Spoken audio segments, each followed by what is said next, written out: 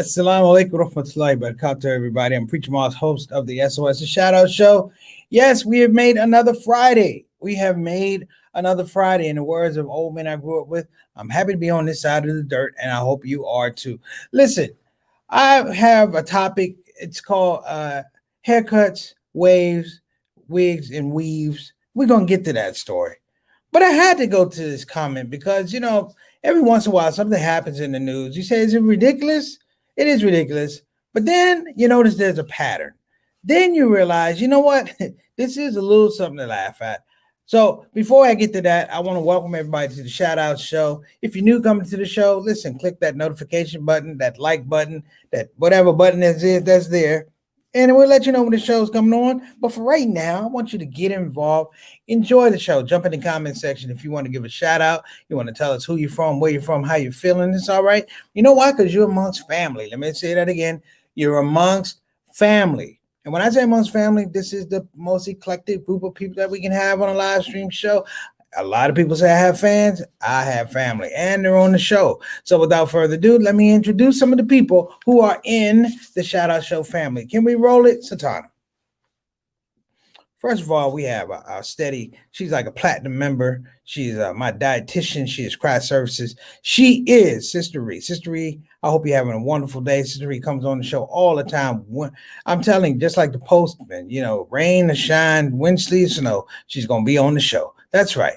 So, Sister Ree, we thank you for coming on the show, and we appreciate you as well. We got my little brother, Johnny Thomas, coming on the show, better known as JT. What's going on, beloved? I hope you're doing well, man. And you might be able to identify with some of this. I'm about to tell you after we go through this little presidential thing. It's funny how people put stuff as breaking news.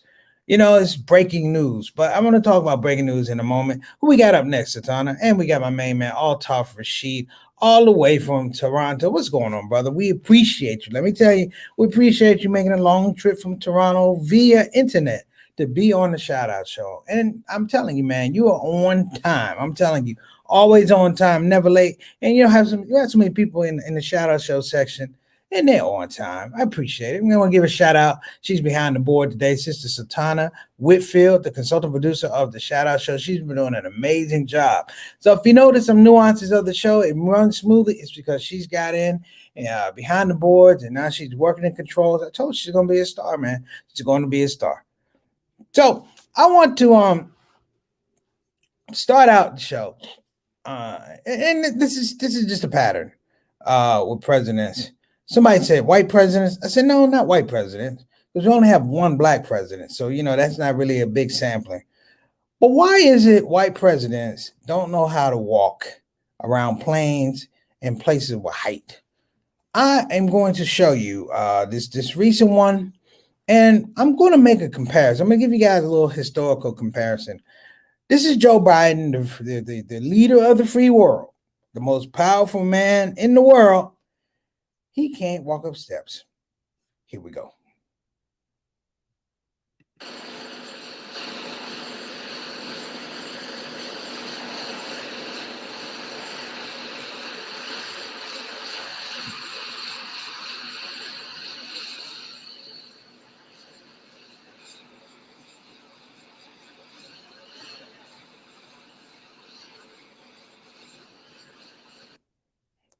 Okay. I'm gonna give it to Joe. I'm gonna give Joe some style points. He got to the top of them, like, y'all better not laugh at me. I'm the commander-in-chief. Y'all saw me slip. I slipped 3 times, but I'm the commander-in-chief. I give Joe some style points. But I don't know if this is a requirement to be the president of the United States, brothers and sisters, that you must trip downstairs. I went in our archive. Many of you are too young to know this, but he's not the first one to fall. Neither was Trump, who was taking those baby steps because he didn't want to fall down that decline. Here's another one, Gerald Ford. Bet you didn't know that, huh? Now, brothers and sisters, Gerald Ford took over after Nixon. He is the poster child of presidents falling down the steps.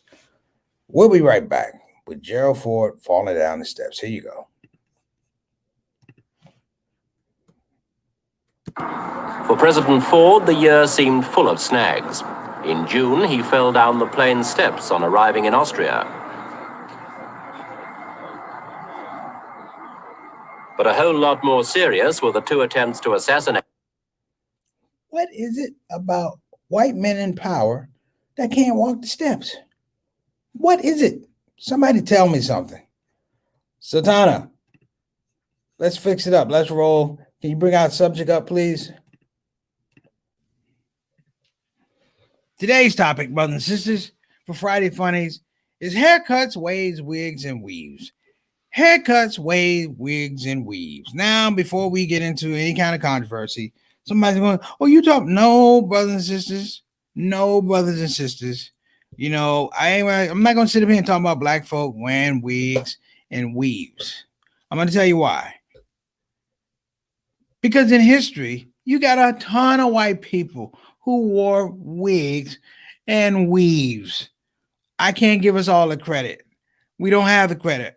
You look at the French, you look at the English. What did they wear? They wore wigs.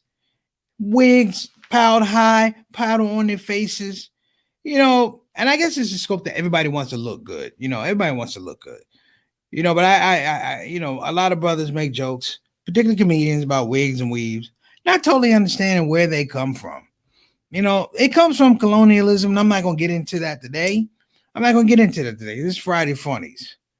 But I'm here to tell you, though it may come from there, all of us have been the victim of a wig assault. We've all been the victim of a wig assault. A wig assault is when someone surprises you with a wig that's so big and so gaudy, you don't even know it's them. You don't know. It's like the wig you got, it should have a draw curtain to pull the hair back so you know who it is. But my point is, I'm celebrating wigs. I'm celebrating waves. I'm celebrating weaves as well. You know, when I was young, I was a purist. You know, all I knew was haircuts and not understanding that even, you know, brothers and sisters, but also brothers will get their hair done. They get their hair done. They get it pressed. They get it fried down and laid to the side. And so they can look pretty. As John Witherspoon would say, look pretty. And that's the thing. Everybody wanted to look pretty. And I'm no different. I'm just as vain as the rest of them. You know, one of the highlights of my high school career and one of the lowlights at the same time was that I wanted to get a haircut for the regimental ball. I was taking a girl there. Her name was Bunny. Real name was Rosalind, but her name was Bunny.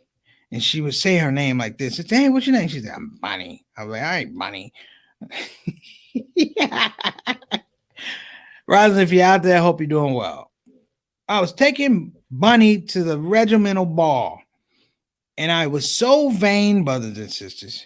My father had given me money for a haircut.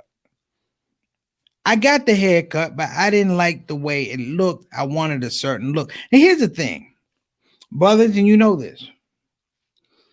If you don't have waves or a wave kit, chances are a barber can do a lot of things with your hair, but he can't cut waves in your hair. He cannot cut waves in your hair. Now, brothers and sisters, I wanted more waves. I had waves in the back, but I didn't have them in the front. I wanted them in the front. And brushing was not going to work before this function. So I went to my cousin who did hair. Her name is Patricia Sujic. So I call her Fat Backpack.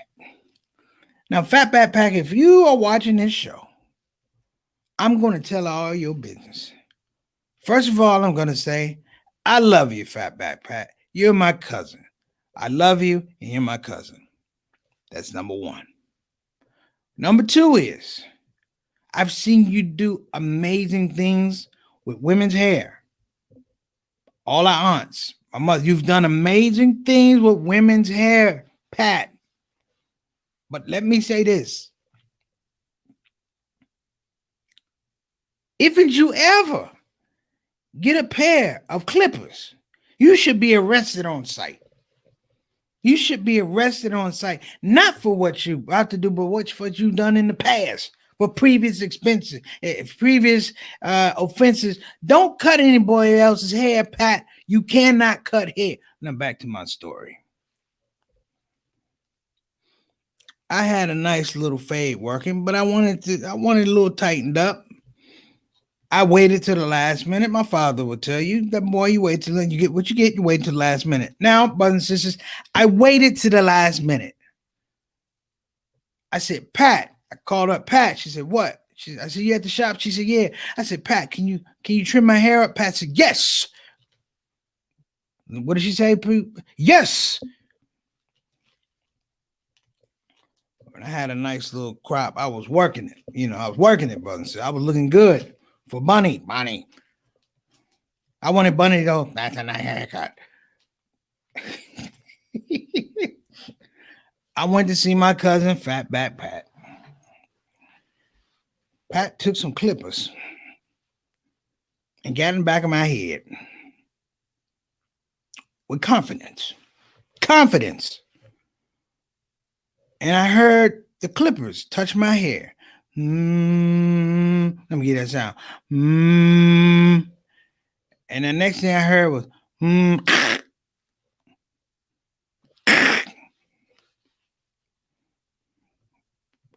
then she stepped back from my head and said, ooh. And the other women in the shop said, ooh. And I turned around like, what the heck is woo? Pat didn't know anything about a guard on the razor.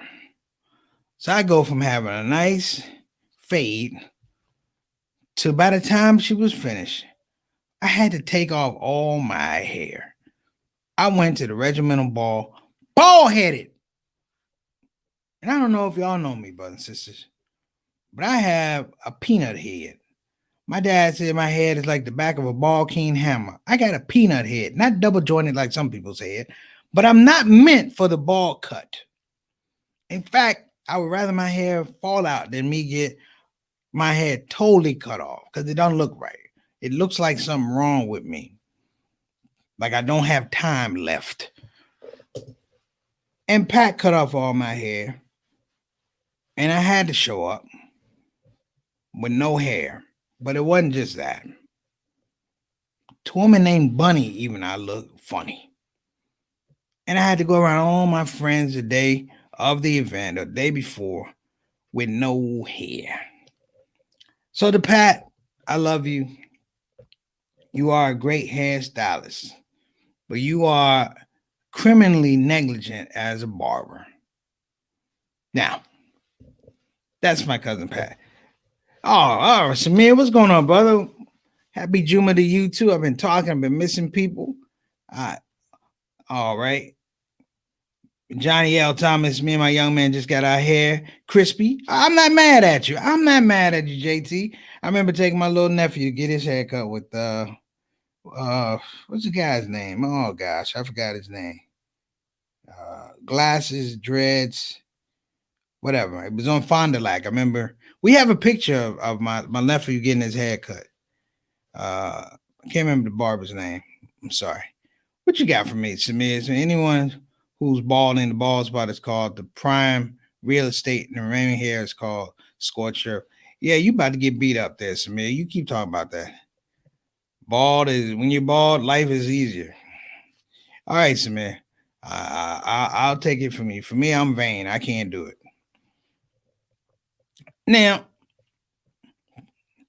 a big thing when you were back in the 80s was that you had to have some kind of waves. A wave was somehow, a wave was somehow, a affirmation that you had good hair somewhere in your family. I didn't shout out my man, Humane. So what's going on, brother? Walaikum assalam wa rahmatullahi wa barakatuh. I'm sorry, Salam preachers moves. Oh. All right, brother. Good one. I'm sorry I missed you earlier. But one wave, brothers and sisters, was a reminder, particularly when you were a young man, was a reminder It was a sign of possibility to a young lady that you may have good hair somewhere in your family. It may not be you directly, but somewhere in your family, you had an Indian, not even an Indian, maybe somebody in your family shook hands with an Indian and got Indian hair. That was the deal. That was the everybody used to have a part Indian back then. Nobody was 100% Negro. They had to have a 0.2% Indian. All right. But the waves is interesting. I mean, waves are a big thing now. 360 waves. But all we had was waves. And when I went to middle school and high school and military school, I always had that 19 crispy Motown cut, like I should be on an album with the Temptations, But I'm saying, that was a fun part. Waves and wigs. My first real encounter with a wig, brothers and sisters, on a steady basis, was with my 6th grade teacher, Miss Alvita Jones. And the only reason I'm saying it was a steady encounter, because somehow, dear Miss Alvita Jones, the blessed soul she was, the talented teacher that she was, every day managed to put on that wig and leave the tag hanging out. You can't do that with kids. You can't do that with kids. We're immature. We're mean-spirited. Whatever you say to us, it's going to result in us saying something about that tag in the back. Even my dad talked about the tag in the back. You see? But you know what? I give her credit. She wore it. It looked like a throwback wig. You know how throwback star, it looked like a throwback wig. Like you flip it up and it had a football team on or something like that. So look at Samir. Samir's going out. You going off. What do you say? Been shaving your hair for 5 years. Never had to pay for a haircut. Okay. Occasional nick and cut. See, that's the thing. You don't want your hair looking like, the back nine of the Masters or Augusta. You got to work it out. Now, here's the thing I'm going to talk about. The thing that's relatively new to me, well, it's not really new, but I had to get used to it. It's the idea of a weave. Now, I don't have anything against the weave. God bless. But it was interesting because I would see people get weaves and I would get worried because, the whole thing of, whole idea of taking hair and putting hair and da-da-da. And then I got it. I'm sitting around watching TV and I'm seeing this white performer who shall remain nameless. Toss around. I'm like, I saw her yesterday in an interview and her hair was here. Today on stage, her hair is down to her ankles. And it was an idea that this woman got a weave, white woman got a weave. Because it's always portrayed like black women have to get the weave. And it's not. Black women can do whatever they want to their hair, going all the way back to Africa. And that's the thing I want to say. That the idea of beautification is not something that happened for black folks when you got here in the United States. Africans wanted to look good too. And I understand it's the celebration and I love it. I absolutely love the variety of hair that you see. Brother got on me about, hey man, your hair gray, you should dye it. I'm like, no, I did dye it. He said, what color? I said, gray. Well, actually, I don't dye my hair because I heard a scholar say that the time it's permissible to dye your hair is in times of war. So when you go against the enemy, they think that you are younger, and it may strike fear in their heart. And all I need to say is, there's a lot of brothers out here we're fighting a lot of wars. I don't know which wars. War on drugs, war on poverty, Vietnam War. I don't know, but it's a lot of that. And fellas, not the sister, fellas, when you dye your hair, match it up. Don't have all black hair and have 2 white caterpillars for your eyebrows. See how this looks? See my fingers? This is the way y'all look. All black hair, white eyebrows, and here's the other one. White nose hair. Now, look, you can't dye nose hair, but do something with it because it looks like snow coming down a chimney. So I had to say that. But I really got my eyes opened up. And it's funny because we talk about hair, and it's really that people want to look good. And I have to say that I have to look good. I remember coming to my grandmother's house, and remember the hot combs? They they take it off the stove, straighten it up, and then roll it up, and then remember that. I remember coming to my grandma's house one time. I said, "What y'all cooking?" I said, "What y'all cooking back there?" She said, "Hair." I said, "Oh my God!" And you realize, how much looking good is attached to feeling good, which is so much an important part of our culture. I think it's beautiful. Now, when I came to Milwaukee, Wisconsin, this is where it got tricky. I came to Milwaukee, Wisconsin for summer school, 1984. I'm from Washington, D.C. We had low haircuts. The most crazy you would get a haircut back then was a shag. There were no dreads, none of that. So I'm downtown with my father. We're going down to a place called the Grand Mall to pick up some stuff from my college room. And a brother got on the bus, and he had on a shower cap. And before we could adjust to the brother with the shower cap, another brother came on with a hairdo that looked like he was a lost member of James Brown and the Famous Flames. He was like he was a Flint from the Famous Flame, and he had a full pompadour on with a hairnet. And I was like, what kind of black people are going on here in Milwaukee? And it took me years to understand. I didn't live in Milwaukee. I wasn't from Milwaukee. It took years to understand that people had different styles. And it also taught me, you can't be, you can't be judgmental.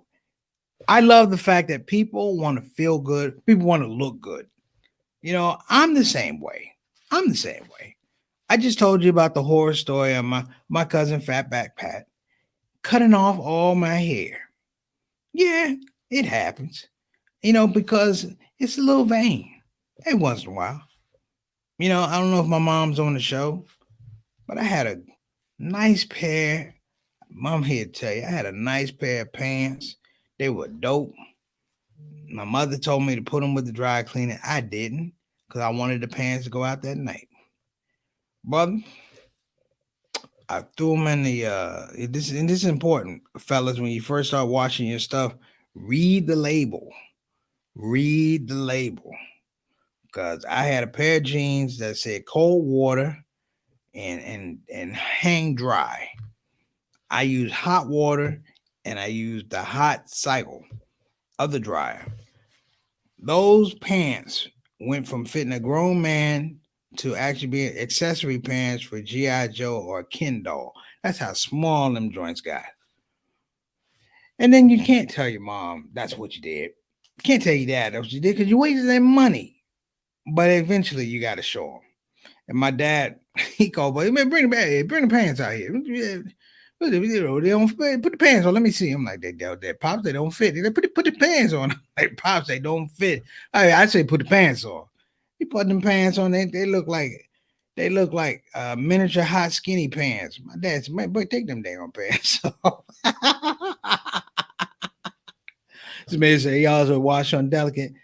Boy, when we started washing, I wash all the clothes together. My mom would tell me separate the whites from the color. I'd be like, shoot, that take too long.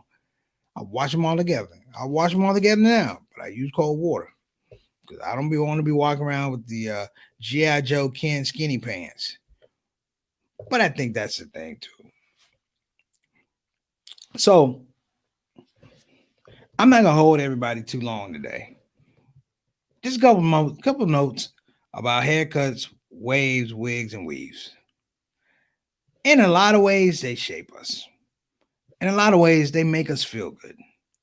I can't tell you how many times during this pandemic I've had to wait around. I remember when we first had the pandemic and no barbershops were open.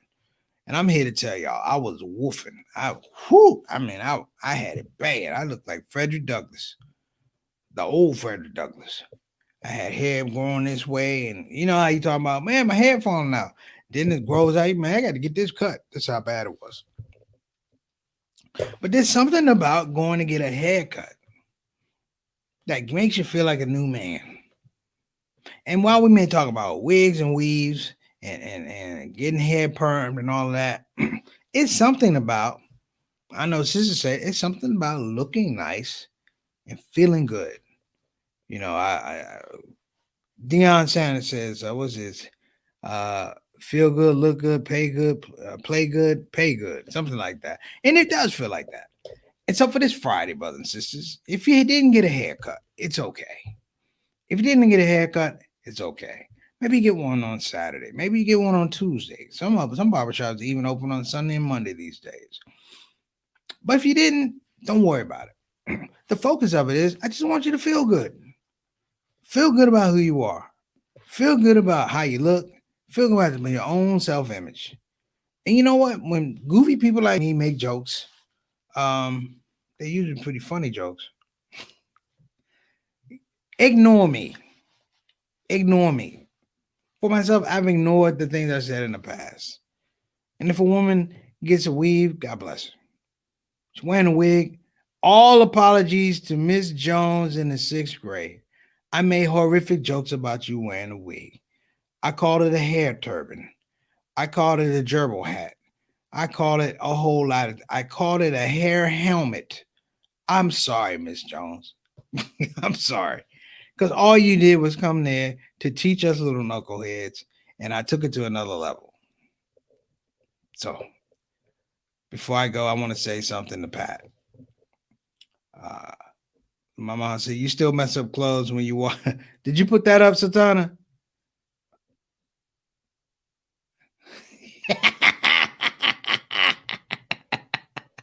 My mom got a couple of those G.I. Joe skirts.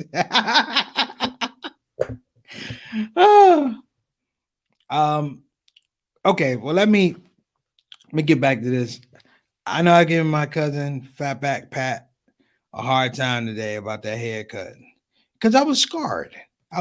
You don't understand. I was scarred. But let me apologize. I never stopped loving you as a cousin.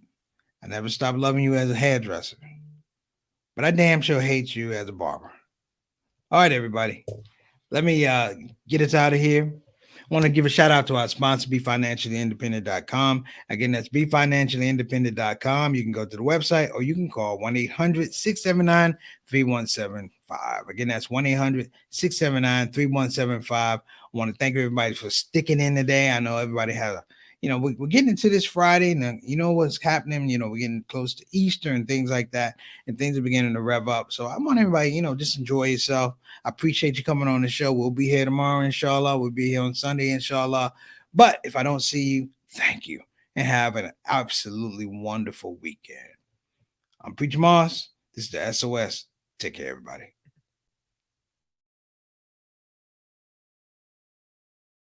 Hey, everybody, this is your brother, Preacher Moss. Listen, I hope that you enjoyed your shout-out show experience. We'll be back with the next shout-out show. A simple ask before you go, please help your brother out. Click that subscribe button, click that notify button, and I'll see you again on this side of the microphone.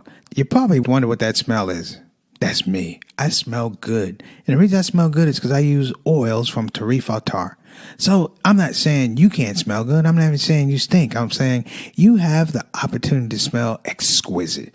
Check out TarifAttar.com for some of the best oils and scents in town.